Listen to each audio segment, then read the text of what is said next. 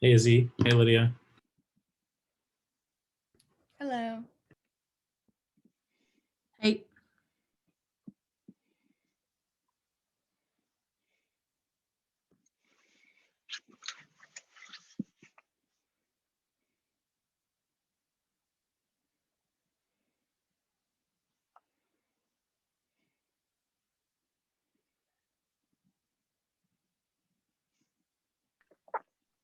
is it super warm in Boston today? Is that what everyone's saying?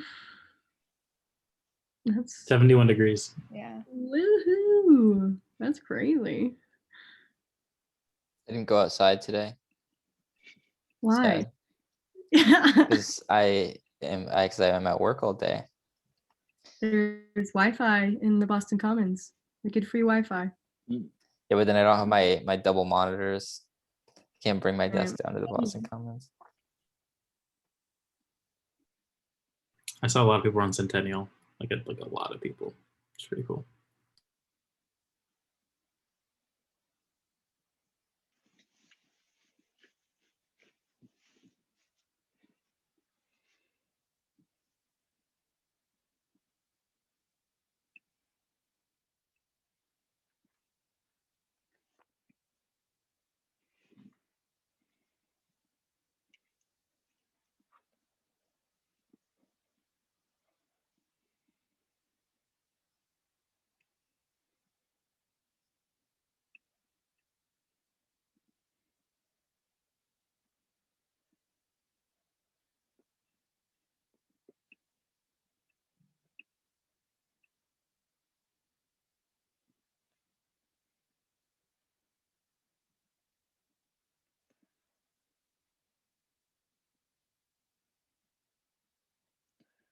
Okay, I think we're just gonna get started.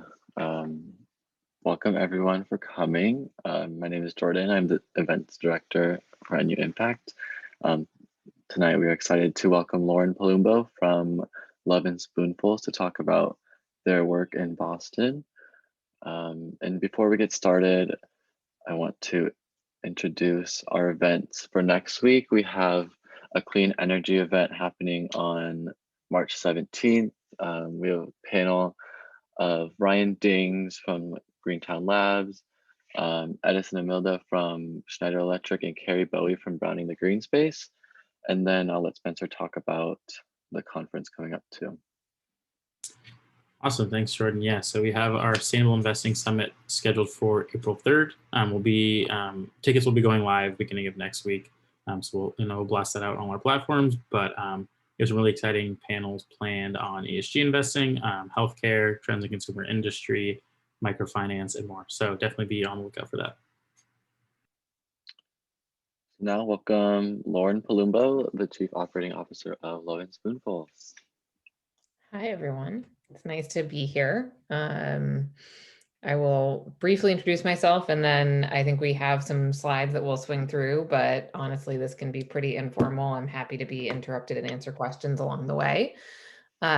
So as Jordan said, my name is Lauren. I serve as the Chief Operating Officer at Lovin Spoonfuls. We are a Boston-based food recovery organization that operates throughout Massachusetts. But I would be remiss if I didn't also mention that I am also a Northeastern graduate. I think I graduated back in 2004 with a bachelor's actually in graphic design and a minor in business administration. So I'm sort of doing things related to my degree, but not entirely. That aside from that, I also actually just sort of aligned with your mission. I also spent some time in the social impact investing world in a nonprofit called Investor Circle, which used to be based out of Brookline, Massachusetts, but is now based out of California and is part of they were early stage angel investors focused on socially responsible investing. So that is a little bit about my background. And I'm happy to talk to you about what we do at Lovin Spoonfuls and then answer questions. So if you don't mind moving on to the next slide, I think we're going to show a brief video about our work.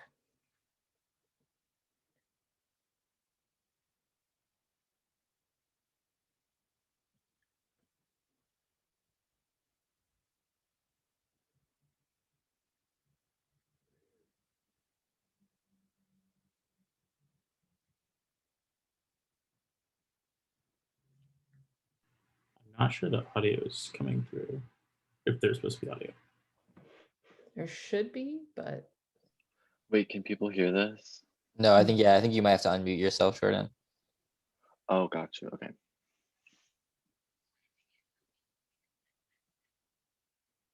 Good.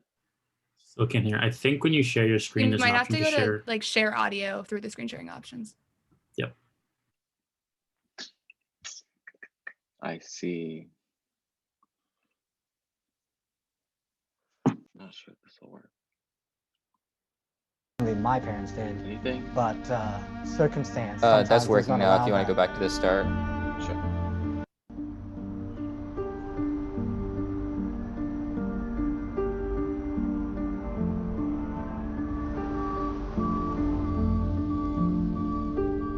For some people, especially the people in the inner city, it's hard to get healthy food because it's expensive. It's ironic, but that's the reality. I have 6 children, 5 boys and 1 girl. My last 2 were twins. I know every parents want to try to feed their children, and certainly my parents did, but circumstance sometimes does not allow that.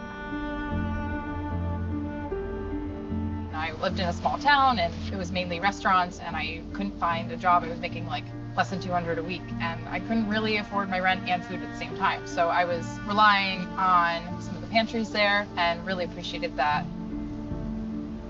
Everywhere that I serve, the need has gone up. It doesn't matter which region. More and more people are having to choose between food and their bills. And it's something that is still kind of invisible.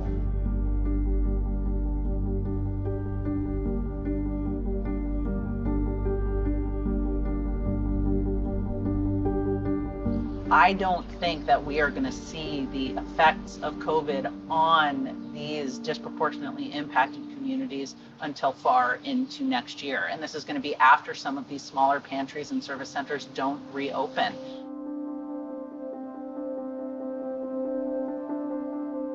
Until the systems of food production and food distribution are solved, you need things like Lovin Spoonfuls, not only to raise awareness about that disconnect, but to create the connection that starts to ameliorate that problem.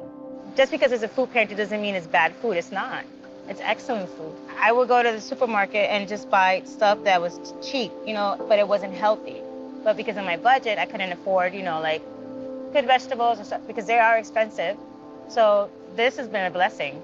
We need to eat every day regardless of what's going on. So knowing that that food is there and then I know where to go to get it and then it's gonna be there, it's just a peace of mind. Being hungry and waiting for food, it's damaging and it has long-term effect. And it's something that should never happen, really. But I see it firsthand, I hear it firsthand. Yeah, some other places.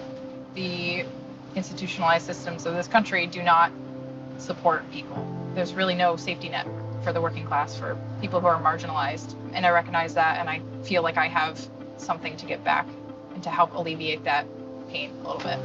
Weekly, Spoonfuls send the drivers with a load of healthy food. We definitely collect the same day and put it out the same day. So it's fresh food, decent food, and be blessing the community. What I see Lovin Spoonfuls doing is they're connecting a few critical dots that, given the food systems in our country, are not being connected. Food is what we need to survive, to recover. It's what connects us as human beings, right? From a very basic biological level.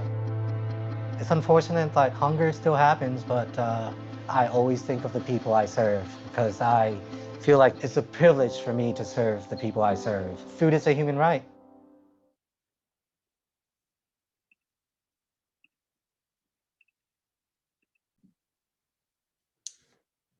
Okay. So that was actually a video from our annual fundraiser, which we call the Ultimate Tailgate Party. We typically hold it as an in-person event with many hundreds of people, but we did it virtually last year in November, and that was one of the videos that we put together to sort of show the work as best we could virtually. So if you don't mind going to the next slide, I'll go ahead and dive on in. So as I said, I'm here from Lovin Spoonfuls. I won't read the slide to you directly, but we were founded in 2010, really in response to the two parallel issues that exist in our food system. One being that we waste upwards of about 35 to 40% of our food in this country, meaning that, you know, more than a third of what is produced and grown and harvested never actually makes it onto someone's plate. And because of that, you know, we have a lot of environmental and financial implications. But on the other side of the problem, we've got millions of people that are challenged in sourcing enough food to feed themselves and their families. And when you look at those two problems side by side, it really sort of makes it very clear that hunger is often a challenge that it stems from distribution and not from supply. We produce far more than enough food to feed everyone in this country. And by connecting those dots, as was just said in that video, we're working to sort of bridge that gap. And as it says on the slide, you'll see we do that by delivering about 80,000 pounds of food each week, feeding more than 32,000 people through our partner agencies across Massachusetts. And you can go ahead to the next slide, please. So just at a glance, as of a week from now, that number will actually be 20 million pounds. So we will rescue our 20 millionth pound of food late next week, which will provide something like more than 17 million meals over the 10 years or 11 years now that we've been in service. You can go to the next slide, please. And this is why we do it. And I just want to call out that some of the figures on this slide are pre-pandemic figures. So a lot of this has shifted in the past year. As I just said, you know, the studies, it's a hard thing to measure, but many sources indicate that we waste approximately 40% of our food in this country. There was a bit of an increase, I would say, in food waste that happened at the start of the pandemic because so many supply chains sort of got disrupted and shut down. But at the same time, where much of the food that's wasted in this country tends to happen at the consumer level, I think a lot of people had to start thinking about what they were doing with their food once they got it at home. And so there was at least some emphasis on not wasting food once we had it at home. So we're sort of monitoring how the pandemic has affected that statistic overall. But as I said, the parallel sort of challenge to that is that 37 million Americans were food insecure, again, pre-pandemic. The number now is probably upwards of 50 million. And as we saw in the video, here in Massachusetts, we actually had the single highest percentage increase in food insecurity in the entire country. We also had the worst county that had the highest increase in childhood food insecurity in the country. So I know Massachusetts generally gets a good rap for doing better than lots of parts of the country when we think about financial challenges and social challenges, but unfortunately, the pandemic hit us harder than many other places. So for that reason, that's why we do this work. So again, prior to the pandemic, about 1 in 11 Massachusetts people was food insecure. It was, you know, sort of one in I think it was like 1 in 7 households. It's now estimated to be 1 in 6 households. Food waste has been estimated to be a $218 billion retail value challenge. So everything from, again, every aspect of it where it has value in the food chain, whether it's food that's not harvested, whether it's food that's harvested and then not sold, whether it's food that's manufactured and then not sold, you know, you're looking at a very significant financial implication. And then one of the things that I always feel like I have to point out is that, you know, this is not an unsolvable problem. We are not talking about brain cancer or living on Mars. We are talking about just connecting resources that already exist in our system. And excuse me, if we could just reduce our food loss by about a third, we would actually have enough food to feed everyone in the country. Next slide, please. So this slide is just going to show you a little bit about what our model looks like. We utilize a model that we refer to as direct distribution, and it looks like this. We start the day with empty trucks on 8 routes that are based across Massachusetts, mostly here in the greater Boston area, but also in Metro West and out in Springfield. And we make pickups across the week from about 75 or 80 different businesses, mostly grocery stores, but we do also work with big box stores like Target and Costco. We work with produce wholesalers. We work with farms and farmers markets during the growing season. And those businesses are supplying us with, honestly, anywhere from 80 to 100,000 pounds of food each week, depending on the week.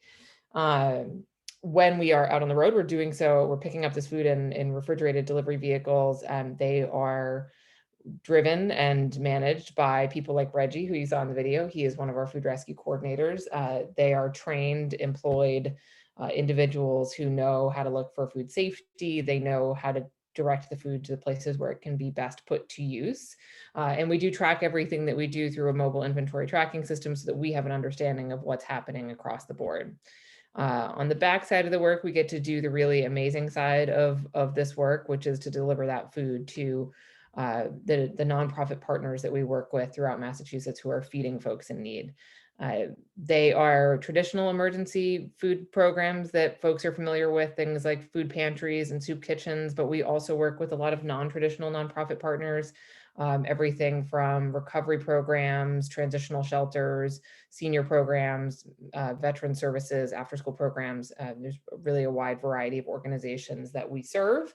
And again, in some way or capacity, they are using food in their programming, so we're able to provide that food to them. You can go to the next slide. This slide is just, we wanted to talk a little bit about how our partnerships have allowed us to grow and be a more responsive model, which has been very important in the past year. We have not stopped working. We've stayed on the road throughout the pandemic and have not had to shut down services at all. So one of the things that is a signature of Lovin Spoonfuls, I would say, is that we about 5 years ago started partnering with our Feeding America food bank partners in the regions where we operate. So that means we have agreements on file with the Greater Boston Food Bank as well as the Food Bank of Western Massachusetts. And that data sharing and partnership allows us to understand and meet the need where we can. So food banks do incredible work, but they work at a very different scale than we do, and they are not able to send trucks to do the type of work that we do. And likewise, we don't do what they do. So understanding that partnership and forming that agreement so that we can partner to better serve the community that is in need has been a real priority for us over the past few years. We were actually the first food recovery organization in the country to form a partnership with a Feeding America food bank, and that is now being used as a national model for partnership for the organization. We, through that partnership, utilize the opportunity to sort of refer food donation inquiries that come in to the right partner, where if someone calls us and says we have 27 pallets of something, then we're going to call the food bank. And likewise, if they get a phone call that says, we have 1,000 pounds of something, they'll refer it to us because there's just, again, the difference in scale and where we work on the ground. We also work through their brand relationships at the national level, which Feeding America tends to manage, which is a whole nother discussion for another day. But long story short, through that partnership, we're able to recover food from some of those national brands and ensure that it's not being wasted. And you can go to the next slide. Some of our best practices that have really set us apart in the food recovery space are things like our food rescue coordinators. That's not mentioned here, but you're sort of seeing a photo of it in the slide. And I want to call this out because there are a wide variety of models of food recovery that exist. Some that are similar to ours and some that look very different from ours. And we, to be clear, only utilize employed food rescue coordinators to do this work. We are not utilizing volunteers to go and make the pickups and make the distributions. And we do that because we want to operate on a consistent schedule as a business. We are providing a service both to the vendors that we recover food from, but more importantly to the nonprofits that we deliver food to. And they need to be able to rely on us. And as everyone knows, things come up in your personal life that you can't always make time for volunteer opportunities. And so for us, it's really important that we continue to operate with an employee-only approach. And that allows us to stay on a really consistent and steady schedule for our business partners, which means that they can sort of build us into their operating model and ensure that as much food as possible is donated. We also work with each of our partners to provide training materials and in-person when appropriate, trainings to make sure that as much food as possible is donated. And we do that through in-store visits and then also through reporting that we give back to them, which helps them see the impact that they're having in their community and where the food that they donate is going, so that they get a better understanding of the role that they play in this work. You can go to the next slide. This is actually an example of one of those reports. This is a 2019 impact report that we provided. Well, this is a sample report, so it's not the actual data, but this is what it would look like. So we utilize our data that we pull from our inventory system and other sources of data that we track to create a sort of graphical representation for our partners to understand, here's what your store did. And if you, let's just say it's Whole Foods. We work with, I think, 16 locations of Whole Foods across Massachusetts at this point. So, if you're looking at the one at Symphony, for instance, not too far from the Northeastern campus, smaller store. So we might compare it to the brand average just by percentages. We're not necessarily going to compare it by pounds to the brand average because it's a smaller store, but it helps each individual location understand how their donations compare to the brand that they are a part of. We'll also show them their sort of partnership over time in terms of, how many pounds we've recovered from them over time last year versus this year. And we also, as I said, share with them some of the partners in the community that we're serving with their food. So that, again, they understand exactly like where that food is going once it leaves their doors, and where it stays within their community. And you can go to the next slide. Our approach to growth, so I mentioned it earlier, but just to be more clear, sort of as the darker spots on this map show you, we are Boston based. So we were founded in Boston about 11 years ago with the intention of really addressing the need here. And over time, we realized that it is not obviously a Boston only problem. Food is wasted pretty much everywhere that it is grown, sold, or harvested. And unfortunately, folks are food insecure in every single county and every zip code in America. So this is not an inner city challenge. It's not a city focused issue. It is an everywhere issue. And we started to grow regionally throughout Greater Boston. And I would call our Greater Boston operations is really sort of within the 95-128 corridor and the communities therein. We have 6 trucks that operate on the road in Greater Boston. And then about 5 years ago, we actually expanded out to Metro West, centered around Framingham and the communities in that area. Again, different geography, sort of more suburban and rural in some parts, but the same problems exist. And so we're able to adapt the model to that region. And then about 1.5 years ago, we expanded out to Springfield and Hampton County, where again, sort of urban center, but more rural communities on the outskirts of that route as well. And as we look ahead, our hope is really to continue to grow and serve all of Massachusetts over time. And we will continue to do that through this regional growth strategy. So right now, we are actually actively working on a potential growth to Worcester County later this year. We are looking at sort of the south region of Brockton, Fall River, and the South Coast. We're looking at Merrimack Valley around Lawrence and Lowell. And so anytime we expand into a new region, we talk about sort of finding like the population center where the bulk of the work might be, where there's a lot of social service agencies that might need food, but then again, sort of growing out from there because the problem is not urban only. You can go to the next slide. And those are just some photos of our work happening during COVID. As I said, we've been on the ground operating throughout the entire pandemic. We've had to make quite a few adjustments to our operations, but we've been able to safely stay on the road and keep our team safe and keep our community provided with food. And while I don't think we ever would have said it, we've been fortunate to learn that we were that our model, at least it was built to adapt to these times. And we're glad to be doing the work because unfortunately right now it's sort of needed more than ever. And then I think we have a couple additional videos where we can show you a little bit more about Reggie, who's one of our food rescue coordinators, as well as the video from Mike, who is the drummer for Lake Street Dive.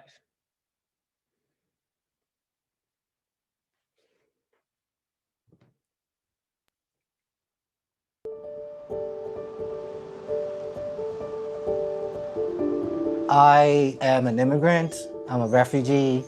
Came here when I was 5, and I know firsthand what food insecurity means. That was a part of me growing up. I learned how to cook at a very young age because I have to eat and there's nobody home. Not having food at home, not having family at home because they're working, that really affected my relationship with my family, because hunger does a lot of things. I can remember during the refugee camp days where there would be a truck that comes by every week with sardines and what have you, rice and stuff like that. So it's a personal thing for me. Having a good meal just makes everything better. There shouldn't be hungry people, not with the amount of food that we produce in this country. It's unfortunate that hunger still happens, but just the fact that it's alright makes Lovin Spoonfuls work very important. Every day I get gratification. It's easy to think of why I'm doing this. And I've had other jobs where I can't reconcile that. So I've never planned this, but it's kind of full circle. It reminds me of what it is to be a human and what a humanity means.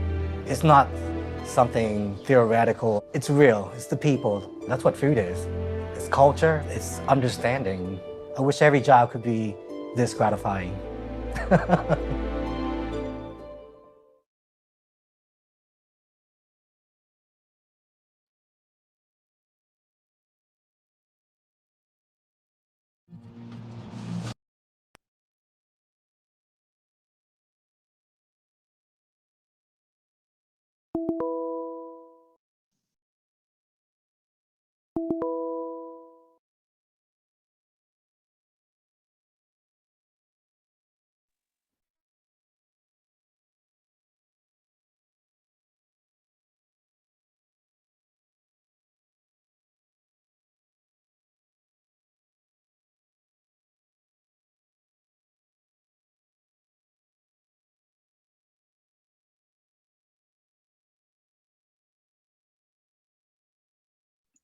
I'm realizing people can't hear this. Is that I true? can also just sort of paraphrase what he's saying, if that's helpful. I'm not sure what's going on. Although I recognize I might not be as fascinating as someone who's in a band. Did you, Jordan, did you were you on mute for the other ones? I wasn't paying attention to your box. I what? Wait, did you hear the last video? Yeah, we heard the last video. Okay. Let's try this again real quick. Food waste, for the longest time, it's bothered me as a human. Growing up in an Italian family, you know, food is a big part of love, and when the community can't get together and can't share food like that, it's all the more important that people have access to it wherever they find shelter. A country that imports and produces so much food should not have a population that goes without food every day. To produce food, you need a lot of energy. To ship that food to people, you need a lot of energy. And when that food is wasted, not only were those emissions in vain, but when that food is taken to a landfill and rots, it produces greenhouse gas emissions. 40% of the food in the United States each year is wasted. And that contributes 8% of the greenhouse gas emissions in this country. That's why tackling food waste is one of the best ways you can help the environment and help people. The environmental impact of the touring industry has been something that my band has been conscious of more and more as we've grown. If you're not conscious of it, you're have this blind complicity in these kinds of problems, and it just makes sense to start becoming part of the solution if you can. We see so much consumption happening, and there don't seem to be a lot of systems in place to make it a sustainable industry. Last year, Lovin Spoonfuls prevented the amount of CO2 that 1,400 cars emit in an entire year. And that, to me, especially in a city, is staggering. I kind of feel like being a friend of Lovin Spoonfuls is offsetting food injustice in your community. This is work that is liberatory, not only for the people who benefit from it, but for the people who engage in it. When you're not in touch with the community, you don't have as good of a read on what's happening, because the people who are involved with Lovin Spoonfuls are helping people who are their neighbors. It's almost like a body's immune system response. It's direct, it's frontline, and it's the most holistic way to approach the problems in the community. It's like a grassroots effort to create changes that are long-term and actually lasting. It's not taking food and just giving food to somebody who needs it. There's organization around it, and there's not only the food waste aspect of it, there's the environmental aspect of it, and it's a web of interconnectivity. That's when you start to see support. That's what a community is, and that's how things maintain strength.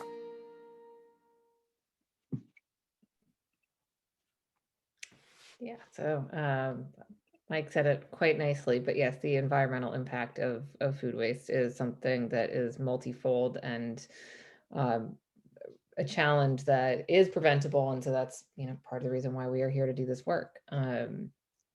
I'll stop there because I'm happy to answer questions and sort of dive in deeper to any of the areas that we just talked about. I have one kind of large question, so you might like not be able to answer it. But like a lot of people talked about how, like this organizations like Lovin Spoonfuls are necessary because like there's no sort of system in place, or the system that is in place is like not doing the right things or making the right connections, right? Like food is we're producing food but not distributing it the right way. I'm curious like what you think could or should be or is being done, or like is there anything that's being done to really like right some of those systemic wrongs, and like it's super raw, it's like obviously very layered, but like wondering if you have any thoughts on that.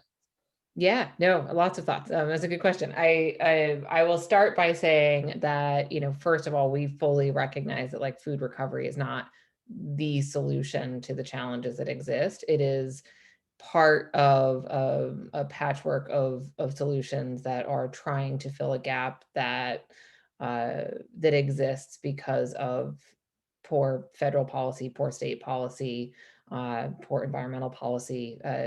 You look at the food insecurity piece of it, and at the end of the day, if we had stronger minimum wage practices, if we had better labor practices, if we had a better social safety net, you wouldn't have 50 million people struggling to put food on the table and having to rely on emergency food to feed their families. That just in and of itself is a problem that we are providing a band-aid on. It is not, we are certainly not the solution. The flip side of this is that we do have some regulations here in Massachusetts. Part of the challenge with food being wasted is what Mike was just talking about, and that's the environmental aspect. When you look at global greenhouse gas emissions, there's like the United States, and then there's China, and then there's food waste. And so food waste is the number 3 greenhouse gas emitter out of every single country in the world, only behind the United States and China. And when you look at it from that perspective, Project Drawdown included reducing food waste as like one of the top goals to actually address climate change. So the logical thing to do is to get this food and keep its value in it and prioritize reusing its resources, whether that's to feed people, to feed animals, to create clean energy through anaerobic digestion.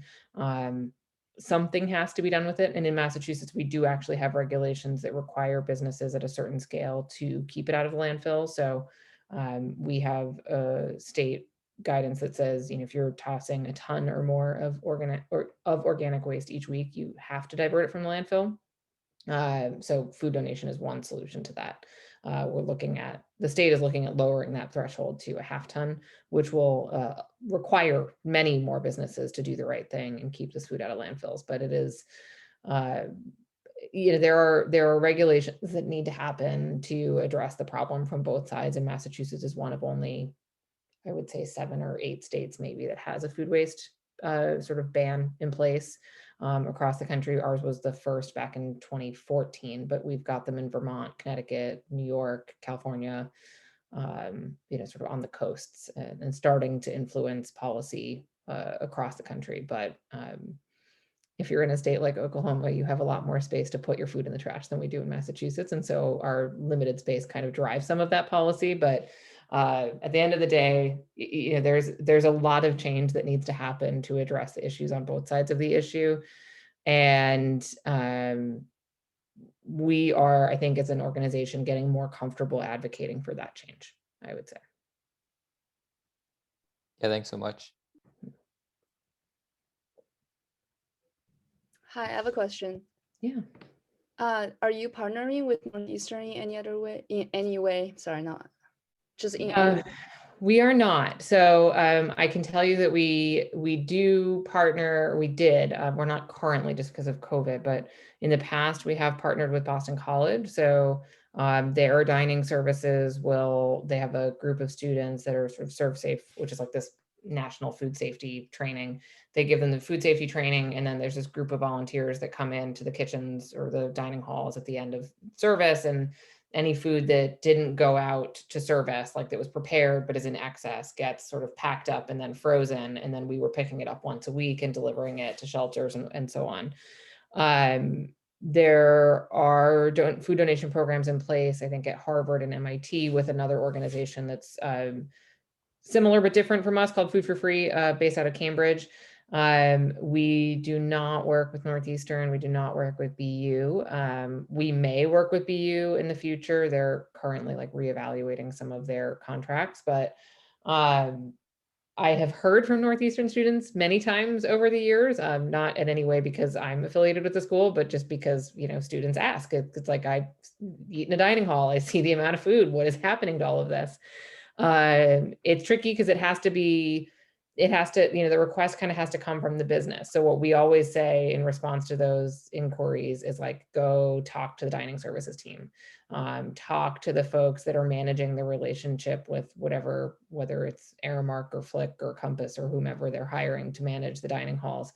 Talk to the people in the administration that are responsible for that relationship, and ask the questions like, what's happening with the excess, because there is excess. I mean, they can plan and improve their predictive models for how many servings to prepare as much as possible, and they can put systems in place in the dining halls that help sort of prevent students like you from overloading plates and then throwing a bunch of excess food into the trash because it already ended up on your plate. But there is excess. It's just natural. It's part of the system. And so it can be captured. It can be safely stored. It can be redistributed. I will tell you, just to sort of give a couple pointers for any conversations, if anyone wants to take me up on this offer and go ask those questions and have those conversations. The two sort of biggest issues that people kind of throw back whenever they're raising these questions is, one is about liability. Everyone's always concerned in the United States, understandably, that they're going to get sued if someone gets sick or something bad happens. There are federal liability protections through the Bill Emerson Act, which was signed in 1994. We also have mirroring state legislation on the books in Massachusetts, which allows businesses to donate food as long as they're not donating food that they know to be unsafe intentionally. Like, you can't donate food that was recalled because it had a listeria outbreak. That would be problematic. But food that you fully expect is safe to eat, and you are just not going to resell it or repurpose it or reuse it, it can be donated, and there are both federal and state liability protections for that purpose. And I think the other side of it is people are sort of always just concerned about maybe not the number two concern, but the other concerns that we hear are things about consistency. And again, that's where our model is really based on ensuring that we sort of show up at the same time and build best practices with the businesses that we work with to ensure that we have a model that meets their needs. And the other benefit, it doesn't really play as well with a college campus, but there are significant tax benefits for a for-profit company, but as colleges and universities are nonprofit, that doesn't maybe have as much weight for them. I'm just asking this because I'm involved in a club at Northeastern called Food Recovery Program, and it's a part of the bigger food recovery network. I don't know if you've heard of that organization. Yes, yeah, I'm familiar with it, Fran. Yep. So we basically just deliver leftover food from nearby cafes and restaurants like Panera, and Sure. like Pavement Coffee Shop or something, Mhm. to the YMCA that's right next to school. So I'm as you're like giving the speech, I'm thinking of ways that maybe those like your organization can connect with whatever we're doing on campus. But Yeah, it's definitely a possibility. I will say that we tend to operate mostly during business hours. So like we operate mostly 8 a.m. to 4 p.m. on the road. And I know sometimes some of those businesses require pickups after hours, and that's not always a fit for our model, but I can also just refer folks to other solutions that exist. As I said, there's many food recovery models out there. Ours is what it is, and then we believe in it quite strongly, but there no one solution solves this problem. I mean, we also, part of the reason that smaller coffee shops and cafes may not be a fit for our model is that they often, maybe at the end of the day, have 10 or 20 pounds of food. I mean, if they had large quantities of food left over at the end of the day, they probably wouldn't be in business. So we are operating, 12-foot refrigerated box trucks. So it's not very efficient for us to send a truck unless we're rescuing a few 100 pounds of food. And so that's why we tend to focus at like the food retail, the grocery stores, the big box stores, the distributors, because at a Trader Joe's, we can pull up and get 1,000 pounds of food in 15 minutes. And or at the Whole Foods down the street, we can get 700 pounds of food in 10 minutes. Like these are large quantities of food that are getting pulled out of these stores on a daily basis. And sometimes the smaller businesses are, as a result, just not necessarily a fit for our model, but we do know folks in the space that that could be a fit for it. But I can say with some certainty, just given the scale of Northeastern's dining halls, I think the food that is in excess at the dining halls would likely, meet that threshold. okay, so you suggest us to talk to the dining hall services. I mean, I think that unless you're aware that it's already happening, I'm not aware that it's happening, but I know that, Northeastern, I will say, has, I believe, and I could be wrong, and you all can probably speak to this better than I can, but I believe that there's a program in place where you can donate extra meals from your, dining program, which is an innovative program. I mean, that in and of itself is something that, colleges and universities need to recognize, that campus hunger is a real issue, and not, all universities have that as an option, but that in and of itself doesn't, solve for the challenge of excess food that's produced but not served. Thank you so much.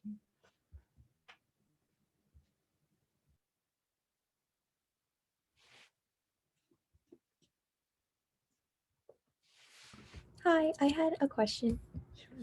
So I was working at a food pantry for a long time that partnered with Lovin Spoonfuls. So I just wanted to say thank you for all of your work. And I was just also wondering how you found your way to where you are now as the COO of Lovin Spoonfuls. That is a good question. So I've been in the role 8 years today. That is not a coincidence, or it is entirely a coincidence rather. But I actually spent, so I mentioned it at the very beginning, after I graduated from Northeastern, within a year or two after that, I found my way into the nonprofit space. I had been, sort of volunteering for a variety of nonprofits throughout, my high school and college days, and working towards something other than solely profit was a priority for me. So I spent some time working at a nonprofit that I mentioned called Investor Circle. So it's a socially responsible angel investing network. And it was there that I kind of got exposed to some really awesome early stage, sustainable food organizations and food companies that were just doing like things like equal exchange that, now are like normal, but back then were not. There were companies coming through that network that were just doing really awesome things with food, but also other industries as well, that helped kind of open my eyes to the issues around food policy. And I went on from there to work at another nonprofit that had absolutely nothing to do with food. And while I was there, I sort of realized, I spend all of my free time thinking about food and talking about food and cooking food, and maybe I should just be doing something in food. And so I managed for a few years to end up back in hospitality, working in the restaurant industry as a sort of marketing and community relations manager for a restaurant group that was based in Boston at the time. And I was there for a few years through the recession, and we closed a couple locations. And so I sort of was a little bored, honestly. I didn't have enough work to do. And the position of operations director at Lovin Spoonfuls opened up, and I met with our founder, Ashley Stanley, and our just past board chair. And we sat down and had a conversation, and they sort of looked at me, and I had spent a lot of time doing marketing and event planning. I used to run big conferences for the nonprofit that I worked for. And they were sort of like, we don't understand why you want to like come and work in operations in a trucking company effectively. And I said, well, you know, I studied graphic design, first of all, which is basically just the organization of information into systems. And then I ran conferences, which is the organization of a bunch of logistics into some sort of coherent few days. So I think I can do this, and I'm really interested in food policy, and I'm really interested in food issues, and I believe in food justice. And 8 years later, I am still here. It has been quite the journey. I will say that having worked for a few other nonprofits in my life and organizations of various sizes, what I love about working at Spoonfuls is we are a small, young organization. We are not a 60-year-old nonprofit that is like, oh no, we only do things this way. We are kind of making it up as we go and building the culture and the environment that we want to see and that we want to create for our team. And that is a challenge at times for sure, but it's also a real joy at times as well. Thank you.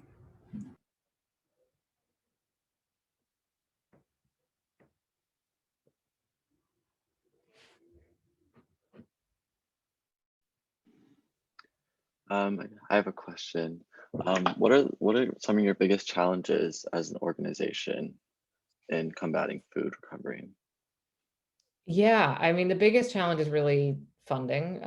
We've been very fortunate in the past year. I mean, working in emergency response and hunger in a pandemic is about as on the nose as you get in terms of need and where funding is directed. So we've been very fortunate that we are able to continue growing and continue doing the work. But it does take, because we are, entirely sort like managing this work through employees and not through volunteers, it does take money to do the work. It costs us money to run these trucks and pay the team. And that means that generally before we expand into new regions or before we put new trucks on the road, we have to make sure that we have the financial security to ensure that that's going to be possible, and not just for 1 year, because we don't want to go putting a truck on the road and then having to pull it back.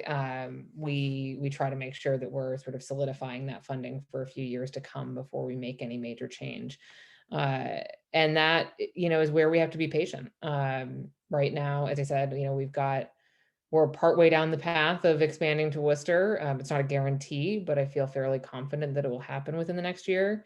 But we've got inquiries coming in from other parts of the state saying like, hey, can you bring the model here? We'd love to fund you being here, and we want to see you here. And my two operations directors are sort of like, okay, give us a little bit of time so that we can figure out a way to put that many trucks on the road at once. But then the development team, our fundraising team, is sort of like, well, we need to make sure that we have all the funds in place to be able to actually make those expansions happen. And I think for me, having been at the organization for so long and just seeing such a unique opportunity to be of service at a time when it's so necessary, I just kind of hope that we all end up on the same page at the right time so that we can make those decisions to move forward.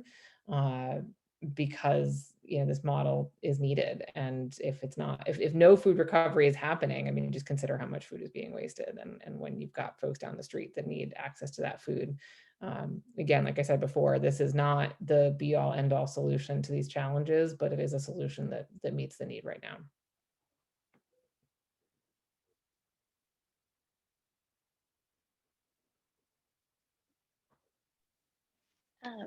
I'm curious, since you've worked at Spoonfuls for so long, if there's like a specific lesson that you've learned seeing it expand, or just seeing, kind of in person, the inequity that's been going on. Oh, that's a good question. I think one lesson that we've learned is really about the need for that financial stability. We've had years where our fundraising wasn't as successful, and it's never a good feeling to be responsible for people's paychecks and be concerned about the ability to make that happen.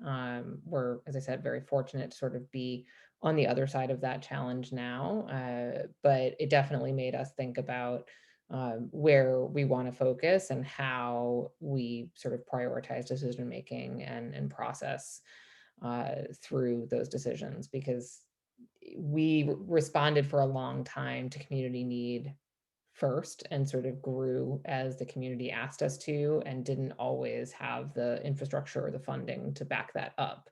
And so now we're sort of looking at it in the other angle, now that we've sort of grown up a bit and have matured a bit and are no longer sort of in startup phase, and we're growing into a mid-sized ish organization.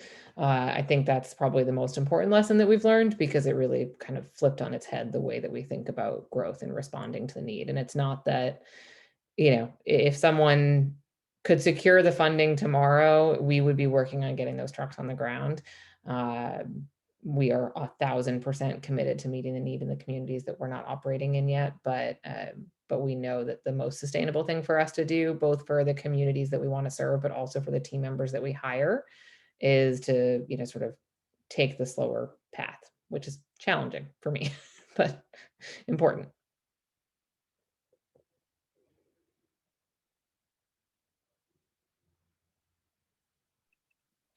We'll probably take one more question if anyone has any left.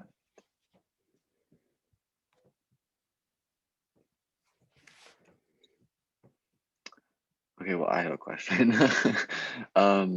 Would you be able to share like an inspirational story that you've encountered during your time at Lovin Spoonfuls? Oh goodness. An inspirational story. Oh, I feel like that's something I might need a minute to think about. I mean, I'm inspired, honestly, just by our staff every day. We have a team of people that have come at this work from so many different ways. One of our operations coordinators, Jacob, he actually left his PhD program at Northeastern to drive in like some sort of crazy like geological, biological, some sort of science study that is far above my head. But he really kind of wanted to get on the ground, like working to sort of with the issue as opposed to talking about the issue. And I am not encouraging anyone here to like go leave their studies and do something. You do what you want to do. But long story short, we just have team members that kind of come at this work from, some of them come at it from a social justice angle. Some of them come at it from they're just like, they've worked in a bunch of nonprofits and they really appreciate hunger relief. Some of them come at it, from sort of like food and hospitality. That's where I came from. It's where one of my other colleagues came from. And we have, Ashley, our founder, she was working in like fashion merchandising. She had absolutely no business starting a nonprofit working in food recovery.